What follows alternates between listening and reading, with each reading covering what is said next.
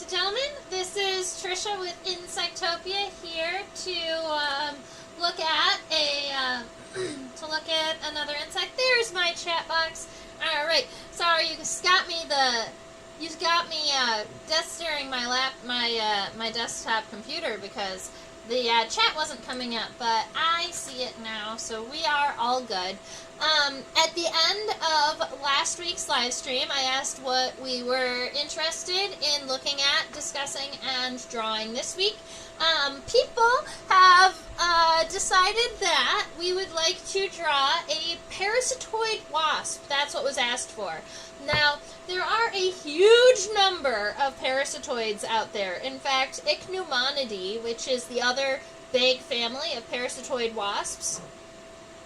Well, I mean, there are many parasitoid wasp families, but Ichneumonidea being one of the largest families, maybe even the largest hymenopteran family. There's a lot of them. It also makes them very difficult to identify. Sorry, guys. It also makes them very difficult to identify. So, Ichneumonids and Braconids look generally very similar. The differences in the two are going to be in the wing venation. So, Ichneumonids are going to have a shape in their wing that looks like this. People say that it looks kind of like a horse head. It also just kind of looks like an L shape in their wing. Ichneumonids have that, and Braconids do not. But there are a couple of other distinguishing features between them. Primarily, if you look at the top of the metasoma, so when we're talking about hymenopterans, so bees, wasps, and ants, we say head, mesosoma, and metasoma, and not head, thorax, and abdomen, just because of a couple of segments in between the two, so instead of just saying this is the thorax up here and this is the abdomen back here, because there is, the first segment of the abdomen is actually way over here and is part of that, that waist. They call it mesosoma, being middle body, and metasoma, meaning end body. Soma meaning is our word for body. And in the insect world, we like to use pro, meso, and meta for the first, the middle, and the last. We also do that with legs, interestingly enough. So you can say the profemur, and that is the femur on the first leg, or you can say metafemur, and that is the femur on the hind leg. So you can use those words in addition to other words to kind of help people align what you are exactly talking about. Anyway, so that's that. So we are looking at a Braconid today. Now, this Braconid was collected in Arizona. I collected it in Madera Canyon, I believe, last year. Let me double check. Yeah. Actually, that's this year. I collected this Braconid in Madera Canyon this year, the last time that I was out there in Arizona. I think it's an absolutely beautiful specimen. I love that really bright red abdomen, and it's got this incredibly long ovipositor, or egg-laying device that I do believe it uses to burrow, to lay eggs. Well, it's in an insect under the bark, or in an insect under a tree. My guess would be some type of beetle grub, but I haven't read too much about it, and we haven't identified it to species, so depending on what species it is, it might be feeding on different hosts. Let's see. If I was to take a guess at the genus, Atanocolus is the common genus in that region of Braconid wasp that looks like this. Although if you talk to many entomologists out there, if you talk to hymenopteran specialists, so specialists on bees, wasps, and ants, they would tell you that you cannot identify this genus using picture identification at all. You do need to go through the key because so many of them do look similar, which is why on the in the name of the title of this video, I'm just leaving it Braconidae until I can get confirmation that it is Attanocolis. If you would like to write that on your paper, you can give it a big question mark and say there is a chance that it's this one, but it's not guaranteed. So, Braconidae.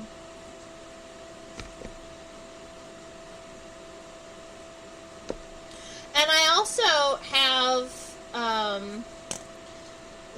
I did read a little bit of information on Attanocolis.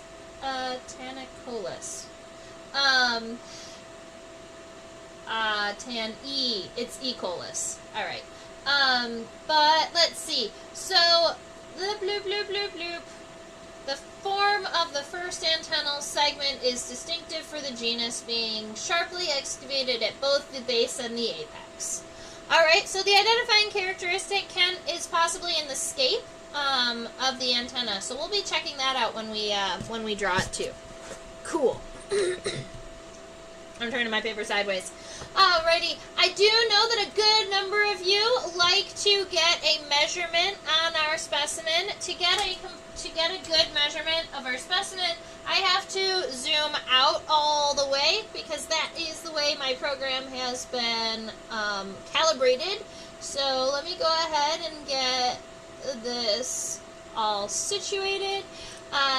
We're just going to do from the front of the head to the end of the abdomen to start. So from the front of the head to the end of the abdomen is right around here. The wings do go past the end of the abdomen just a little bit. It is 0.7 centimeters. Alright, so 0.7 centimeters from the head to the end of the abdomen. And then, if you want to do the length of the ovipositor,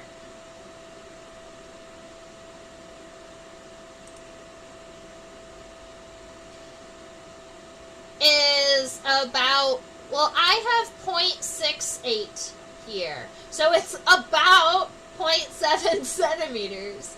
But, yeah, so in total, from the front of the head to the end of the ovipositor, you're looking at 1.4 centimeters. And then the ovipositor is literally the same length as the entire body of the specimen. Alright, so incredibly long ovipositor. So if you want to make sure that your ovipositor, if you want to make sure that your ovipositor stays on your drawing, I'd just like you to make sure that you see how much space you have on your paper, and say if I want it to go from here to here, I leave myself a mark in where I want the front of the head, a mark where I want the end of the ovipositor, and then I'm going to put a mark directly in the center here, right about here. And that is going to be the length of my body for my wasp, so that I leave enough room for the ovipositor. That's just a little hint that normally I do. Awesome. Welcome. Very, very good.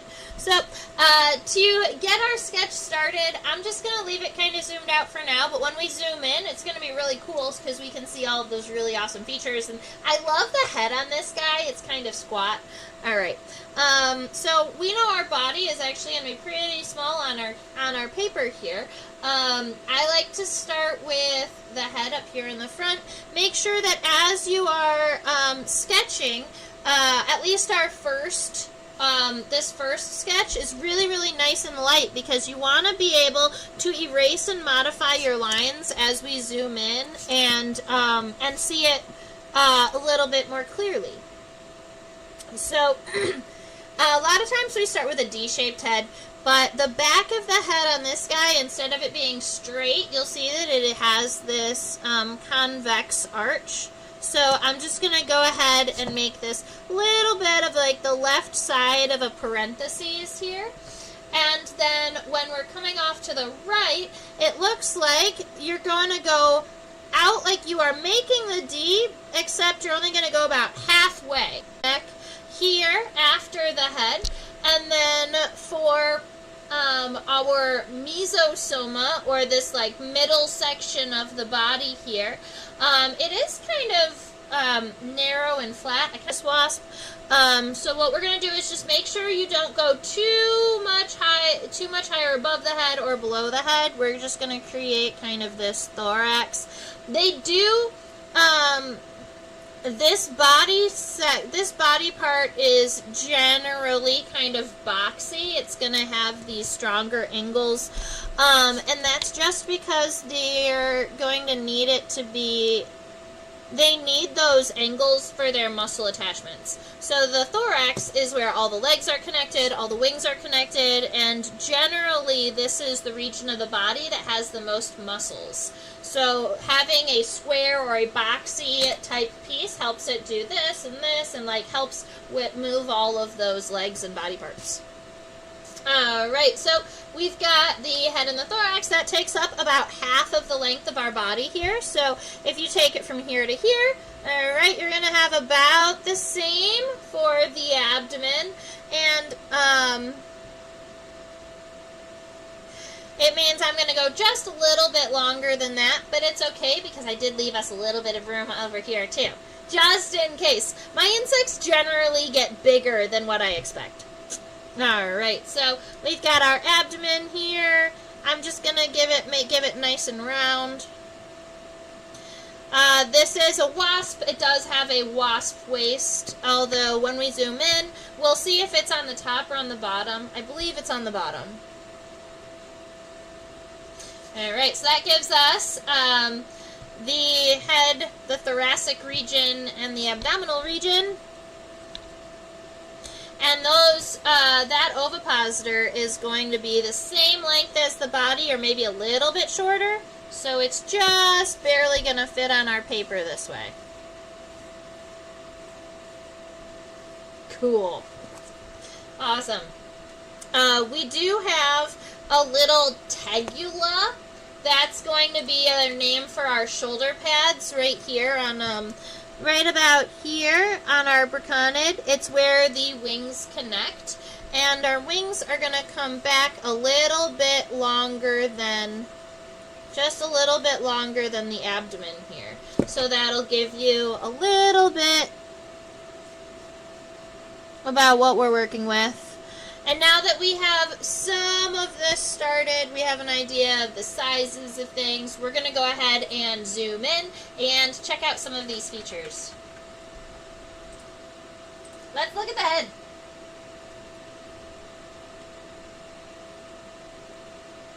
Look at those eyes! I love them.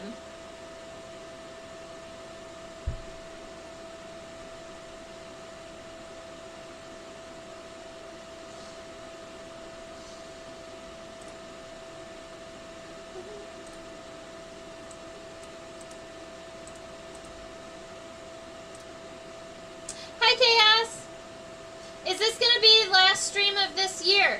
Yes, this is the last stream of 2023. I do have another surprise stream that I believe I'm going to be doing shortly. And that is, I was sent a package of bugs. And I told them I wouldn't open it until I was live so that they can, so that I can, you know, record my reactions to opening them and stuff and being all excited. And then I get to pin all of the buggies and draw them and stuff. So I'm pretty excited about that. Anyway, that's in the future. I think the head of this Braconidae is super cute. I think what I'm going to do, it's a little dark, and I think that might be because of the white background that my camera is trying to, like, level out the color. So I'm curious what would happen if I put it on a dark background. So we're gonna put it on black and see if it is a little bit, see what it looks like black against a black background. Not good. Nope, that's not gonna work. Alright, well, we tried.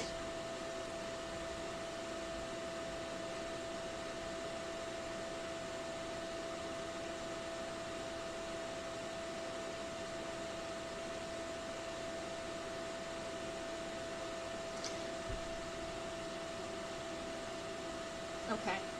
Well, that's as good as we're gonna get on this guy. And yes, I think for sure cuteness overload. Let me see if I zoom out a little bit. Maybe that gives us a little bit more light.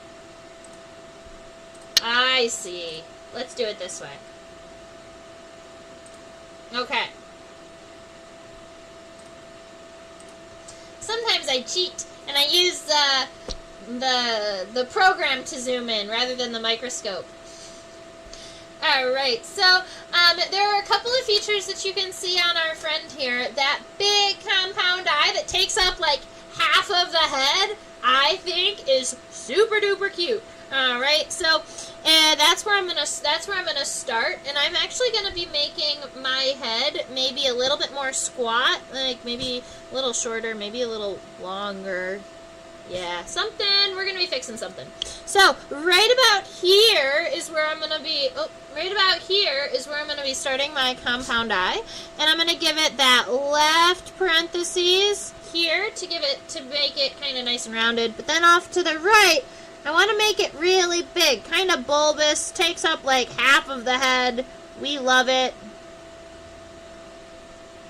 Yeah. Something like that.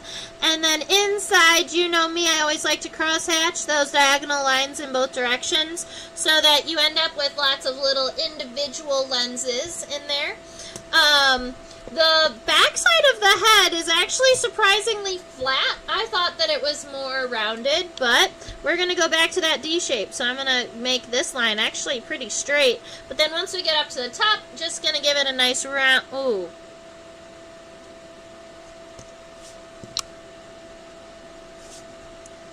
I'm going to move the compound eye. Sorry about that, guys. Because it's going to be nice and rounded off the top. And I want to make sure that my compound eye takes that into account.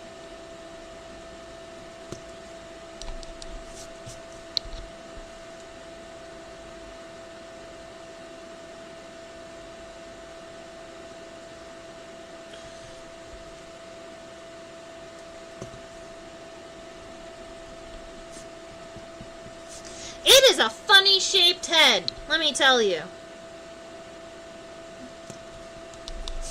So up the top here, I'm going to give it kind of this, there we go, more of a hill, less of a mountain.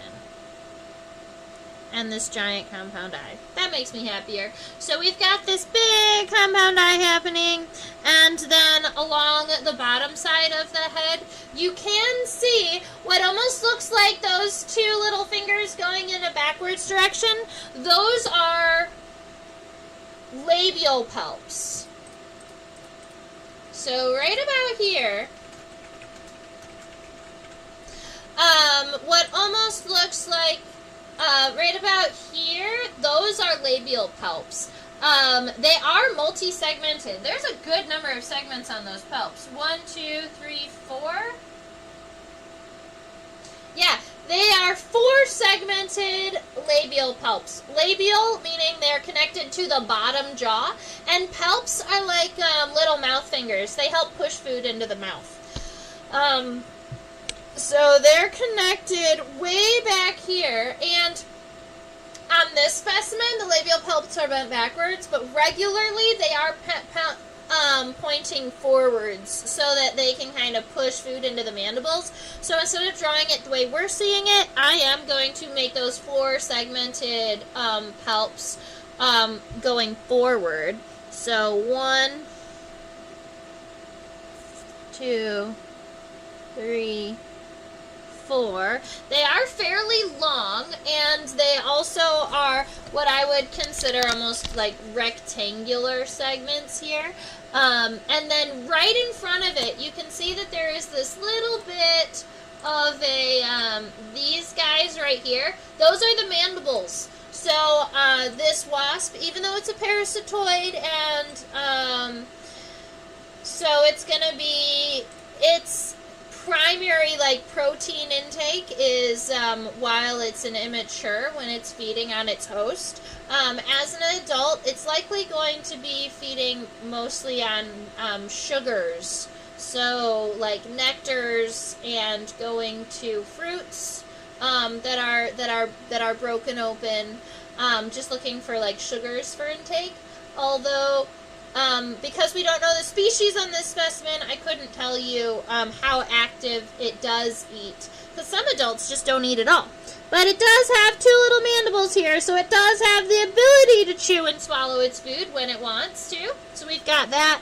And then along the front of the head, it's slanted back towards that. Now, right here in front of the compound eyes, like in front and behind, right about here, we do have the connection, so of the antenna. Oh, did I bump my camera?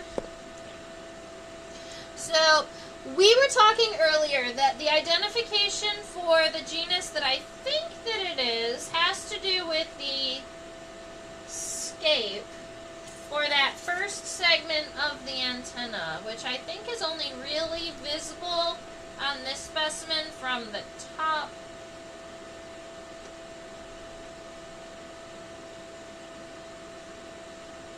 You know what? I'm not going to be able to see it.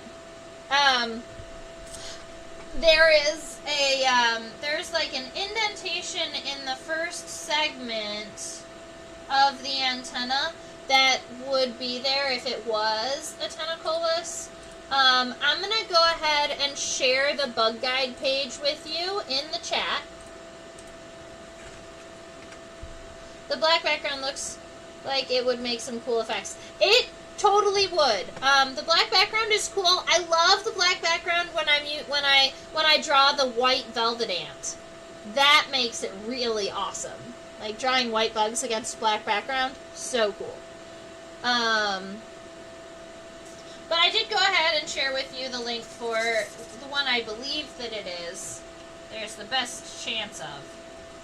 Now I'm going to get some antenna sketched out. You can see that because we already have our approximate kind of length of the body sketched out here, then we should be able to get our antenna all figured out. Now, with the antenna, there are three main parts. There is the scape, there is the pedicel, and there is the flagellum. Alright, the scape is the first segment of the antenna, the one I was just attempting to see. It is a little bit wider here, and I guess we can zoom in and draw the scape and the pedicel before we zoom out and do the flagellum.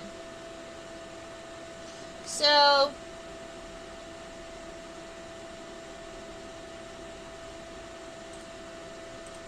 this is our scape here. It's this more rectangular segment. It's a little bit wide at the base, and it's wider at the end. It makes this really interesting shape here.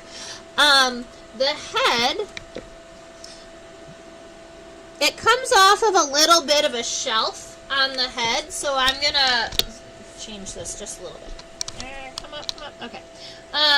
I'm going to create this little bit of a shelf on the head so that the antenna can come off of it. And then the scape is this segment, and it looks like it goes about just above the head, the compound eyes here. So we've got that first segment. The pedicel is the next one, and it's that really, really small, almost square segment. That's that next one here. The pedicel is generally small, either rectangular or square, and that's so that it can have like the maximum amount of movement in your antenna, whereas the scape tend to be a little bit boxier, wider, like heavy connection to the body so that the antenna is sturdy and isn't going to break off or anything like that. And from this view, we can see the length of the antenna. Now, the word flagellum means all the rest of the segments. And in braconids and ichneumonids, there are a lot. In a family like Tenthredinidae, you can actually count the antennal segments, but in braconids, a lot of times what we do is we just talk about the length of the segments, or the length of the antenna, rather than the number of segments existent inside. So we're going to say the antennae go to about the first third of the abdomen. So what I'm going to do is just create a nice kind of swoopy line here, and then I'm just going to double it up, making sure that the very end of the antenna, did I say abdomen before? I'm so sorry. The very end of the antenna is nice and thin.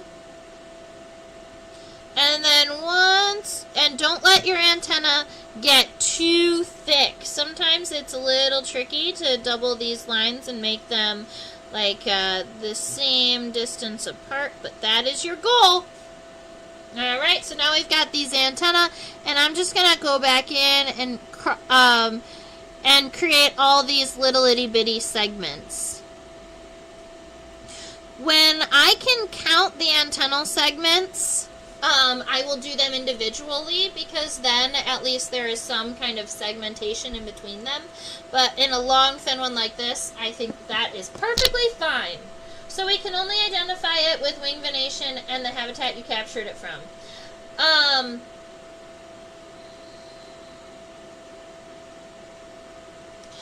We can identify it as a braconid from the wing venation, yes.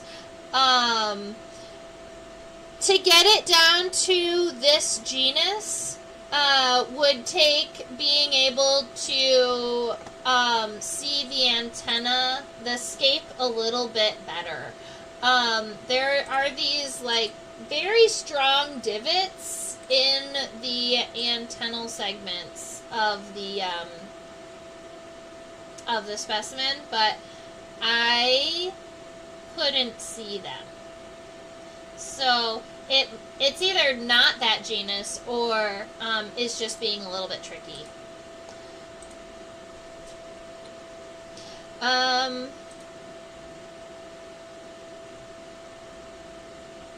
can show you this. These are my I can show you my this is like some of the notes that I had taken when I was studying these families, like in university and taking classes. I made myself little cheat sheets, and I believe I could probably show it to you.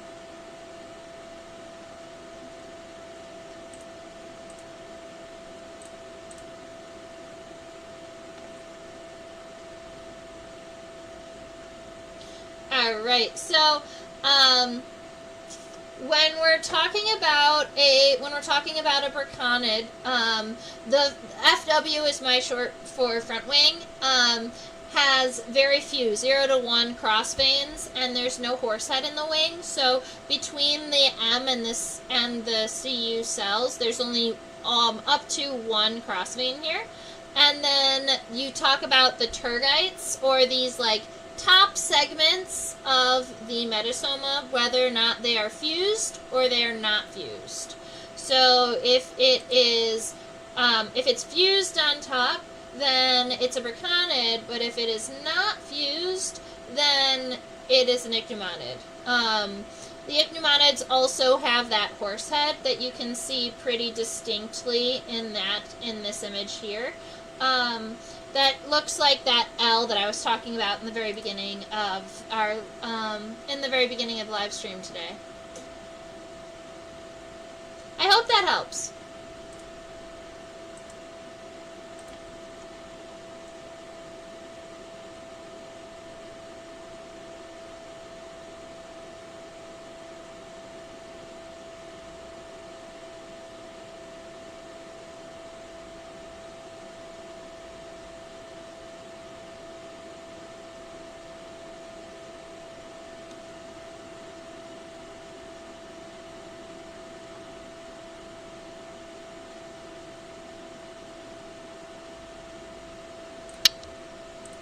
Alright, so now I am looking at this next body segment. We talked about it earlier. You can call it the thoracic region. You can also call it the mesosoma. It includes the first segment of the abdomen. That's why we can't call it the thorax. And on this guy, it looks like that first segment of the thorax is pretty elongated, so it includes this neck region here, which I'm pretty happy with the placement on this original sketch. And it's going to come up and create almost this more of a shelf. I had originally kind of given it a very, like a slight curve, and I'm going to make it more squared off here up on the top. And I'm going to end right about here where the, where the wings start to come out. And then on this downward piece, you still have that neck, but then it's got a very strong slant here, and that's going to be also where our first leg gets connected. You'll notice that that first leg is facing backwards. This specimen, naturally, it would be facing forward, so we are going to be shifting that one. Let's see. We can also see the tegula. It happens to be right here. That's where the wings are connected. It's also right in line with the pin, interestingly enough. So right around here is where our tegula is. So I'm just going to bring it in just a little bit. That's where our wings are connected. And I like to draw them just like this little D shape, but they're flat in the direction that the wing is going. Alright, let's, we're going to draw this specimen. Sometimes we do bodies and then legs, but we're going to do it front to back, so we're just going to draw the front leg first.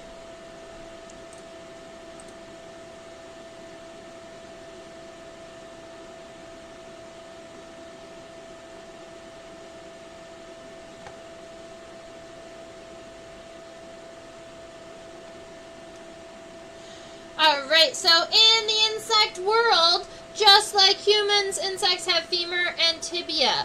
Our femur is between our hip and our knee. Our tibia is between our knee and our ankle. Those are those big bones. Insects have a femur and a tibia. Those are the first two segments. And then the last segments are tarsal segments. We don't have tarsal segments, but we do have metatarsals. Those are your toes. And tarsal, the plural of tarsal is tarsi, by the way. Not you don't add an S to it. Perfect. So for here at the bottom of this angle, that's where our femur is going to be connected. You'll notice the femur is actually pretty short. It's not a very, very long segment here. There aren't a lot of spines or distinguishing characteristics, so I'm just going to start right around here and create that femur that's going up as if this wasp were standing. Notice that even if the femur ran along this angle, it's going to be shorter than it. And your tibia is even shorter or about the same length? It's about the same length. The tibia is about the same length as the femur. So we've got the femur going up. The tibia is going to start way up here, and it does expand a little bit towards when it goes at the end, at the apex. So we've got a femur and a tibia. Just make sure you erase the little line that crosses it through it. Then we can zoom in and check out the little tarsal segments. I am actually kind of curious about these guys. So let's see what they look like.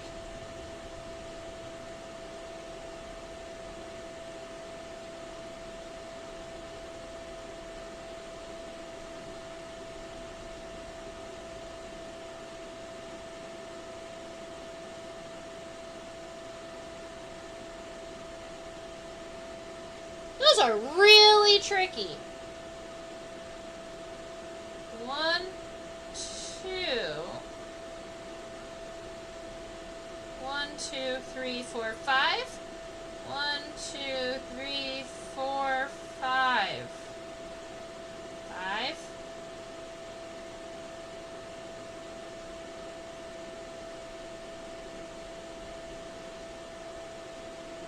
Okay. There are 5 tarsal tarsal segments here. And because the front leg has so much hair, it makes it a little bit tricky to see and count all of these tarsal segments, but I promise you they exist. So this first tarsal segment is longer. It's actually about 2/3 the length of the tibia here. So if we're gonna come out here, we're gonna make it nice and long and thin. And keep in mind we're moving this leg in a forward direction. So that's tarsal segment number 1, and we have 5 more to do. The second one is about half that length. So that's 2. And then 3, 4, and 5. Well, 3 and 4 are triangular, so they're narrow at the base and they're wider at the end. 3 and 4. And then 5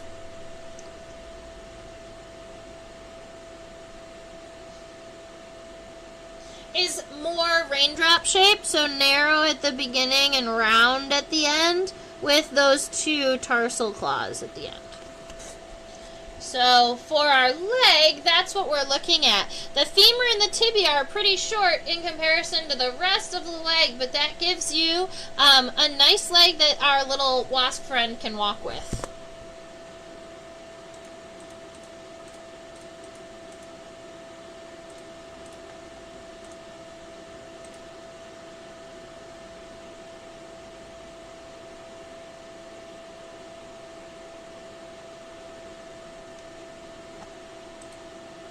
All right, for the rest of our body here, that front leg is connected way up in the front, but the middle leg, there is a little bit of space in between, so we're going to go about halfway back before we even start our middle leg here.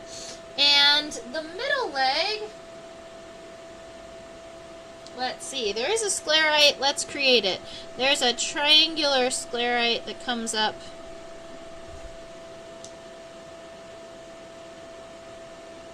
this, and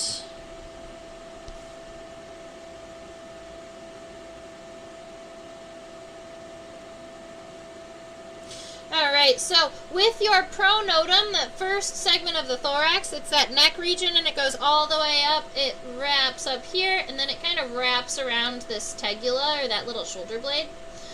You've got this triangular segment here, and right here at the end of it, that's where the middle leg is going to be connecting. The middle leg,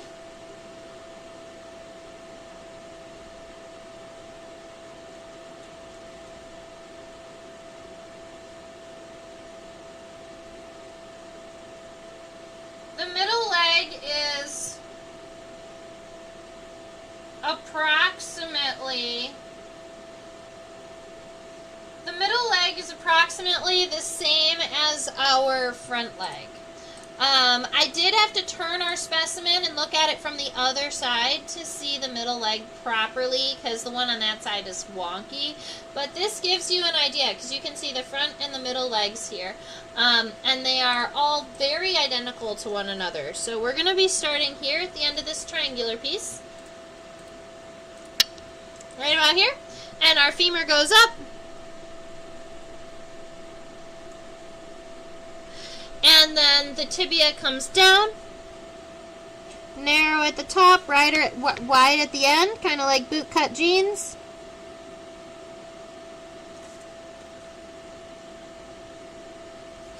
And then you have those 5 tarsal segments that are actually a little easier to see from this way.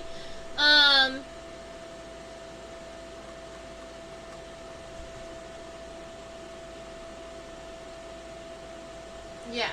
They're a little easier to see from this angle. And that first segment doesn't look as long.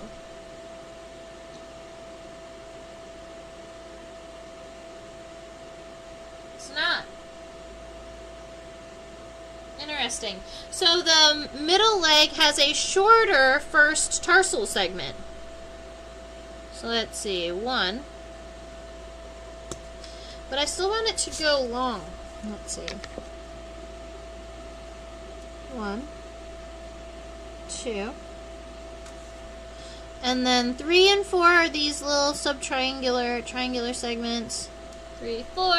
And then 5 is that little raindrop type segment with the claws on the end. Gives you these little legs. They're so cute.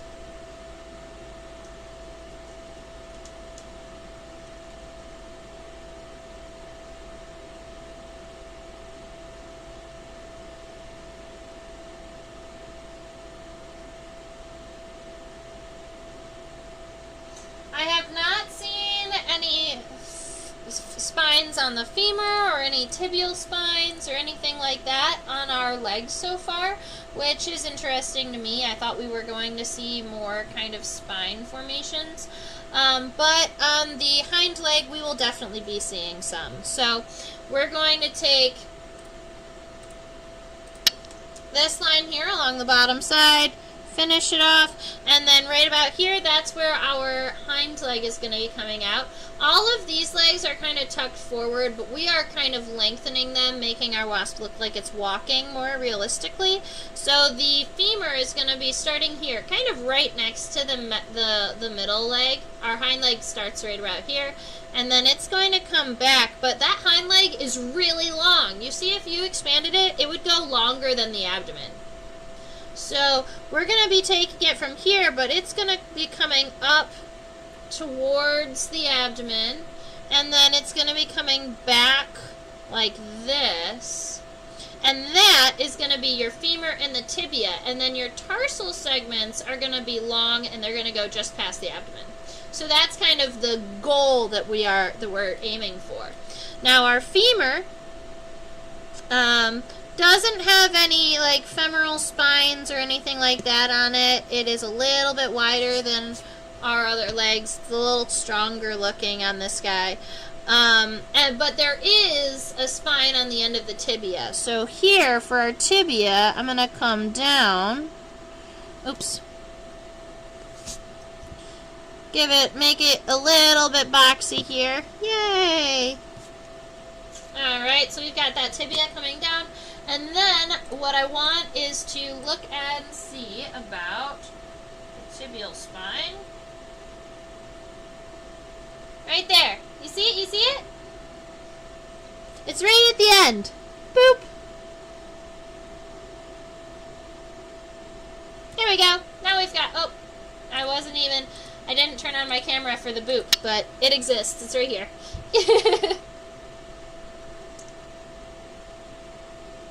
Now we have 1, 2, 3, 4, 5 tarsal segments once again. I love it. These ones are super visible on our specimen here. So the first one is nice and long, and these are kind of, I would say 1, 2, and 3 are very rectangular, and 4 almost could be argued that it's more triangular because it's very narrow at the base and it's kind of shorter. But let's see how these guys go. So that first one is nice and long.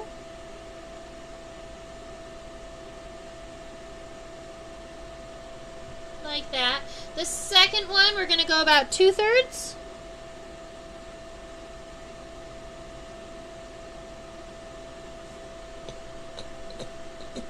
The next one is about that same, so about 2/3 smaller than the last one.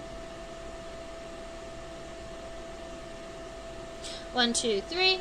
4 is that almost triangular segment there, because it's so short. And then 5, more raindroppy, because it's kind of rounded at that end. And then it's got those 2 tarsal claws there.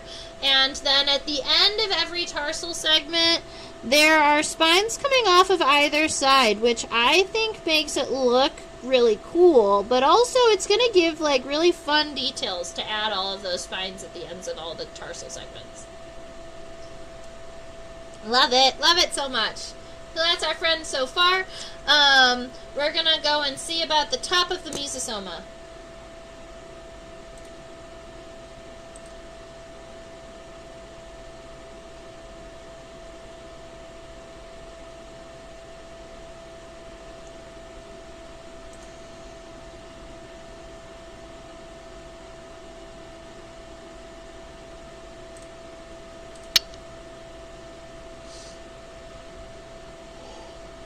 Alright, so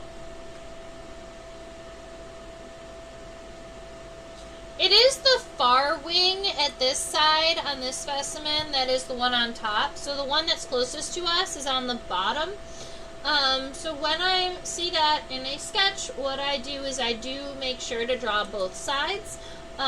So here is the one that's going to go under, and the one that's on top is going over. So what I will do is I look at where I've got my tegula, this little, where the wing is going to be connecting to, and I'm going to take this close wing and angle it up towards the top of our body here, and then take the top of my body and angle it kind of down. So then we have this point where it meets.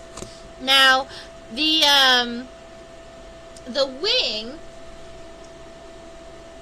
is going to be solid for a while, but keep in mind this far one is coming over, so it's going to follow this line and come through in this way. And then the wing that you see that's close is actually this far side wing.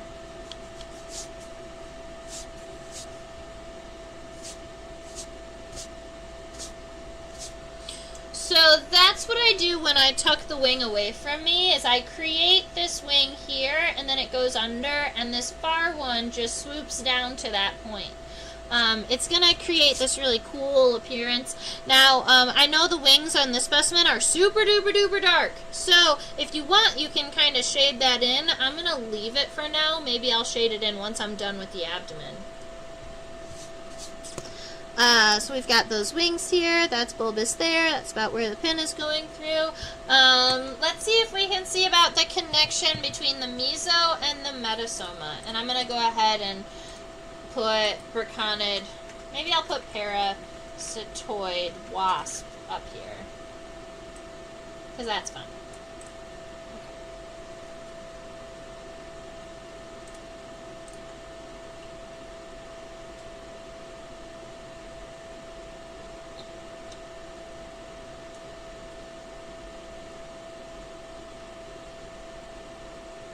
There's the connection. It's connected pretty wide.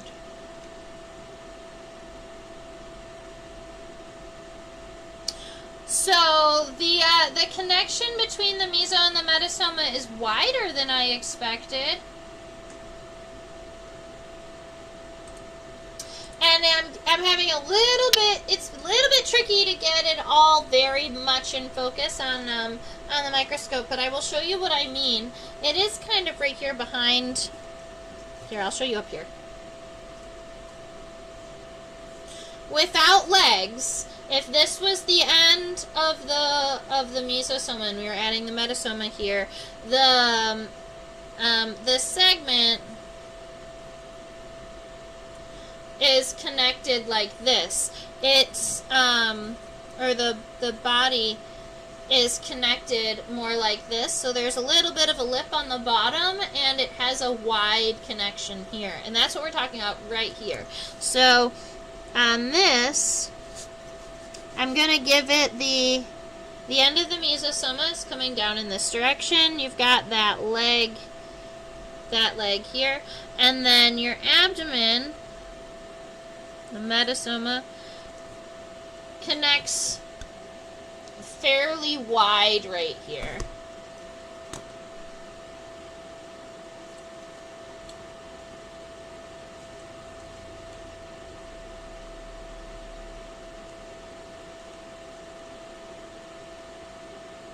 I love this bright red abdomen.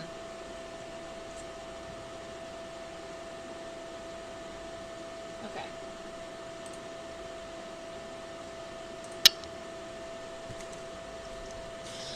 So now all we've got to do is get some of the get the abdomen all sketched out.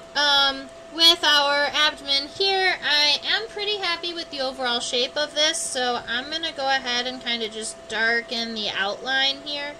I made it just a little bit shorter than I had originally, but it's still about the same size. Now, the what I look for when I'm drawing wasp, when I'm drawing a metastoma, the abdominal region of a wasp, I like to give myself the middle line, so essentially where the top segments meet the bottom segments, where the tergites meet the sternites. So, right on this specimen, it looks kind of low. Sometimes it's high, sometimes it's right there in the middle, but this specimen looks like the tergites kind of wrap around a whole lot, and the sternites are pretty low on our specimen. So that's what I'm going to say is kind of our middle line. Now, it is so hard to see each one of these segments, so I don't have an answer for you as to how many segments are on the metastoma. Alright? I'm going to do my best guess and what I can do with my specimen without breaking it. So let's see what we can count. 1, 2, 3, 4, 5, 6 and a half, 7. Let's see. 1, 2, 3, 4, 5, 6. 1, 2, 3, 4, 5, 6. All right, we're gonna go with 6. So for 6 segments from here to here. This first segment. 1, 2, 3, 4, 5, 6. Alright, so I've got these 6 segments. I do them very light to start, and then what I'm going to do is I'm going to follow this line. I'm going to take this line, I'm going to darken it, follow it down to that lateral line, and a lot of times I just follow the lateral line back, but this time you can see the bottom of the tergites, so the bottom of the top segments right here, they are all going to be kind of a wide U shape. So instead of just following it back, I'm going to come down, I'm going to hit that line, and then I'm going to make a U. And then I'm going to follow it down, the line, make a U.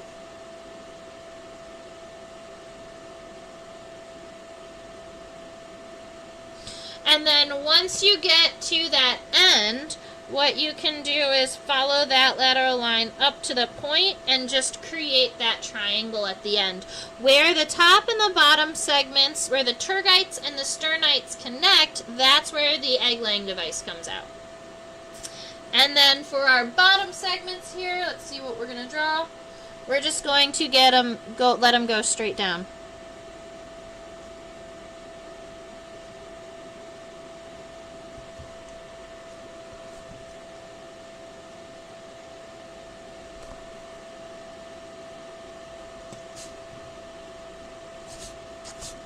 Alright, and then right here at the very, very end, you've got an ovipositor.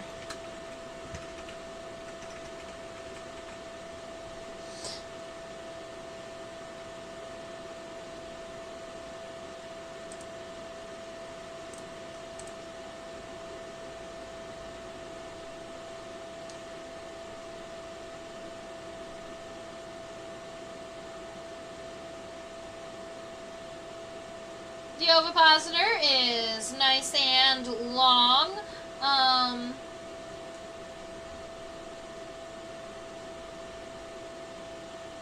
wondering where the third piece is, so that's why I'm zooming in and out.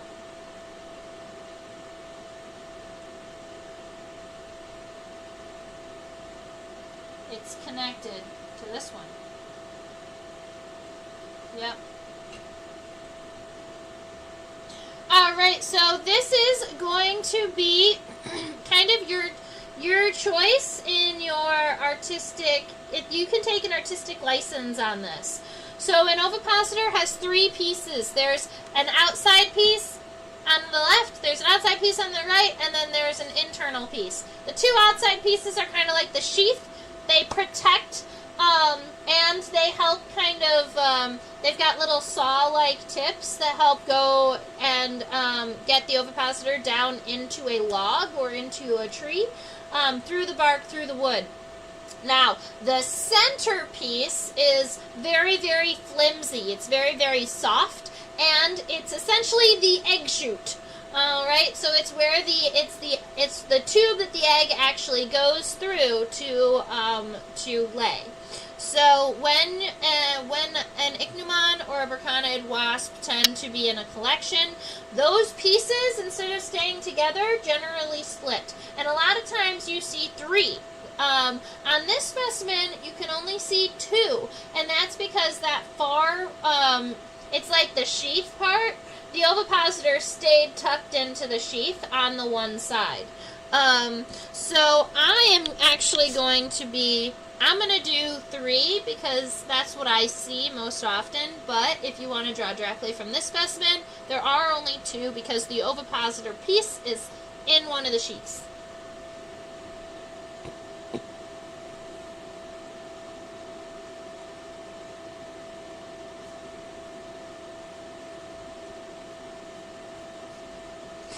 And I admit, there isn't a whole lot of detailing on these guys, so I'm just going to create the tails just as long, thin lines. They are incredibly, incredibly flexible. If anything, make sure the sheaths are just a little bit wider than the actual ovipositor. So I'm going to make the ovipositor as one thin line, whereas the sheaths I kind of doubled up a little bit, made it thicker. He's so cute. When this specimen, when this wasp is parasitizing a grub that's digging around in the wood, what it'll do is, let's see, like this is the tree here. The wasp will be like this, and then the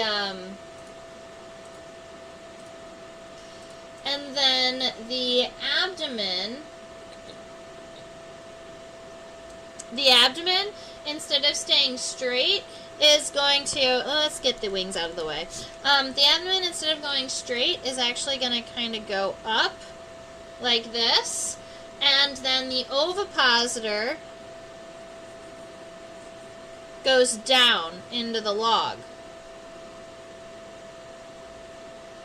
So that is what our guy does when, our lady does when she is laying an egg in a log.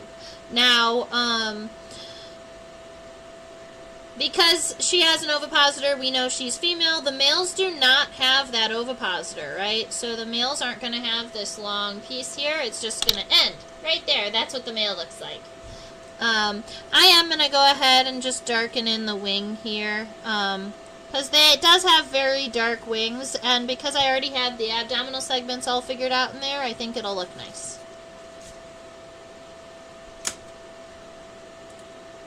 And that is our Braconid.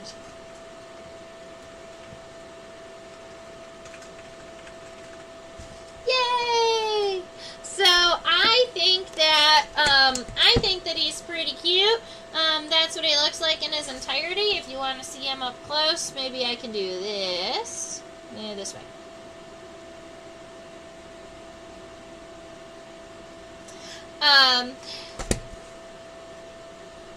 If anybody has a suggestion as to what we should draw next week, I would love to hear it.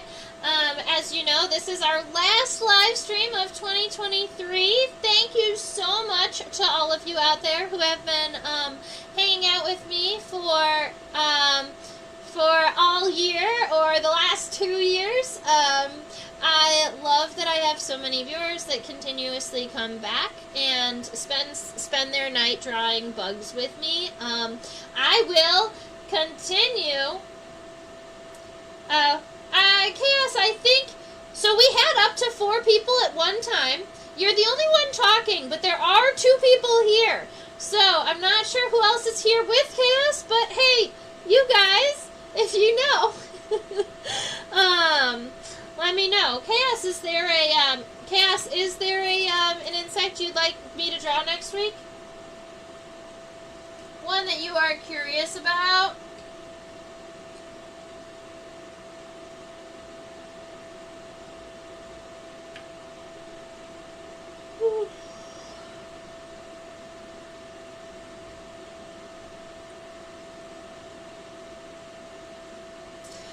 might just surprise you guys. I do like to do that too. So there's a possibility I will surprise you for our next week, unless Cass has an idea as to what he wants to see.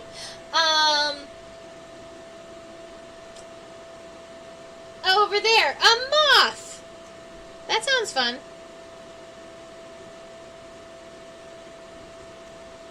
We can make that happen. I think we did a tiger moth. We can do another type. We could do an underwing. I don't know if I've drawn any underwing moths ever. We're going to do an underwing. Cool. That'll be fun. Alright, so we're going to do an underwing moth.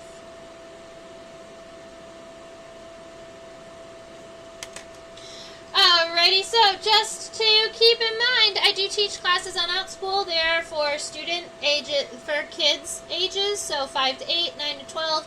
I teach weekly insect studies where we just talk about cool buggies, and instead of doing scientific illustration and line drawings like we do here on the live stream, I talk about an insect and we kind of take notes together. I use markers. And so, let's see, I've got a couple, this is the one we did on, like, the Hercules beetle, so we talked about the Hercules beetle, and we talked about the tarsal claws, and all types of stuff here, but we do all types of fun things like that. If you want, you can make sure you subscribe to my channel. Those of you who are out there watching and not chatting, it might be because you're not subscribed. If you subscribe, you can also chat in the chat box, and it's a good time. Let's see. If you have loved the live stream and you want to help me out just a little bit, you can always feel free to drop a donation into my PayPal account. That's the QR code there. There's also a link in the description box. Yeah, like the video, people. If you like it, then more people see it and more people comment, and that's a fabulous time. Thank you. And over here is a picture that is on my Instagram, but you can always find my Instagram or my Facebook page at Insectopia 2015. And if you loved drawing and you wanted to show off the drawing you made with me today, you can go to Trisha@theinsectopia.com and you can email me your drawings, because I love seeing them. I think that they are fabulous. I hope that you all have a wonderful rest of your week. I hope that you've had a very happy 2023. I look forward to seeing you in 2024. All right. Stay buggy. Bye.